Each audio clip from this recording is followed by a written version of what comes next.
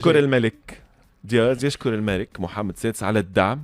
يبدو أن الملك أشرف شخصيا وتدخل في ملف إبراهيم دياز الذي حل بالمغرب، وكان فما استقبال حاشد لإبراهيم دياز لدى وصوله لتدعيم صفوف منتخب المغرب. الملك أشرف شخصيا يدل على ملف دياز، وهذاك اللي حكينا فيه، وهذاك اللي لازم يصير، وهذاك توجه الدولة والاستثمار في الرياضة.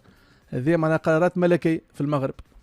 معناها المغرب فهموا بالرياضة توصل، معناها بريمون كي تشوف حاجات كيما هكا وما استغربش إذا كان الملك المغربي هو اللي أشرف شخصيا على ملف إبراهيم دياز.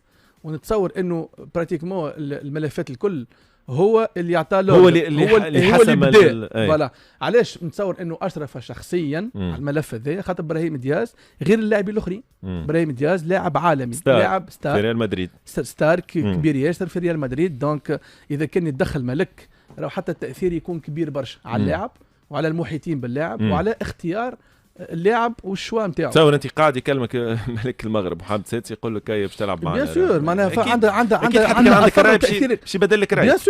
بيان سور معناها ياثر تاثير كبير ياسر. معناها حتى كان عندك كما قلت يا راي معناها الكفه باش تطيح. معناها تصور انت معناها باش يكلمك رئيس دوله ولا حاجه، معناها حاجه كبيره برشا، راه حاجه كبيره وسو سون دي غارونتي ليك انت معناها حاجات جارانتي. شوف امين، انت كي تكون انت مثلا في تخمم اسكو تنضم للمغرب ولا لاسبانيا ومش تاخذ القرار، ومن بعد تاخذ القرار وانت يمكن ماكش مقتنع على 100%، مي عندك اقتناع يلزمك اخترت جهه، ولكن مازلت فما ارتباك داخلي. فما شك داخلي ويجيك من البدايه نتاعك، من اول البدايه يجيك تكريم ملكي.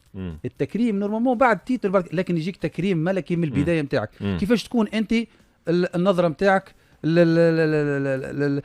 للمنتخب اللي مش تلعب معاه، كيفاش تكون الرغبه نتاعك، كيفاش مش تلعب مع ليكيب ناسيونال.